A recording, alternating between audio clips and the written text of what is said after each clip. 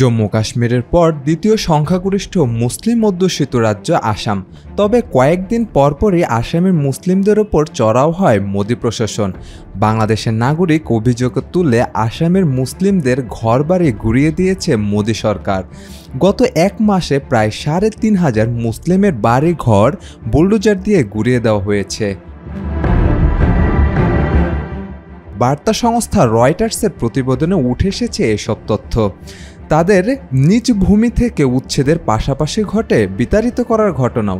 এমনকি বাংলাদেশি অভিযোগে তাদের পুষিয়েও করা হয় প্রতিবেশী দেশে। সরকারি দাবিতে বলা হচ্ছে বনভূমি উদ্ধারের জন্য এই অভিযান চালানো হচ্ছে। বিরোধীরা অভিযোগ করেছে রাজ্যের মুখ্যমন্ত্রী হিমন্ত বিশ্ব শর্মার মুসলিম বিরোধী বক্তব্য ও নীতির কারণে এ ধরনের পদক্ষেপ বেড়েছে। ২০২১ সালের রাজ্য সরকার নির্বাচনে আসামে হিমন্ত বিশ্ব শর্মা মুখ্যমন্ত্রী নির্বাচিত হওয়ার পর এ পর্যন্ত প্রায় ৫০,০০০ মুসলিমকে উচ্ছেদ করেছেন। আবাস হারিয়েছে ৪,৭০০ পরিবার।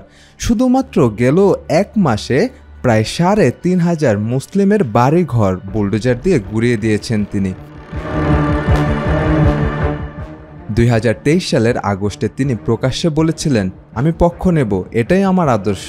রাজ্য সরকার নির্বাচনের আগে আসাম থেকে মুসলিম উচ্ছেদ অভিযান বাড়িয়েছেন রাজ্যটির মুখ্যমন্ত্রী হিমন্ত বিশ্ব শর্মা, যদিও এ অভিযোগ অস্বীকার করেছেন তিনি।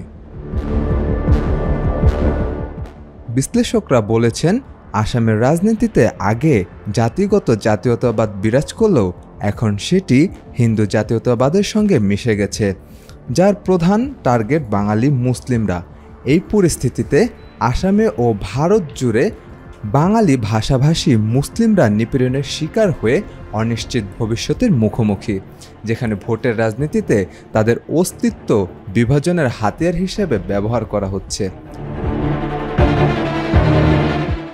স্থানীয়রা বলছেন, গরুর মাংস, মসজিদ ও মুসলিম হওয়ার কারণে আমাদের বাংলাদেশে বলা হয়, আমাদের সঙ্গে বৈষম্য করা হচ্ছে। কোনো ভিত্তি ছাড়াই বাংলাদেশি বলে অভিযোগ তুলছে আমাদের উপর। যদি কোনো বাংলাদেশি থাকে তবে তাদের বিতাড়িত করে দেন, সেক্ষেত্রে কোনো সমস্যা নেই।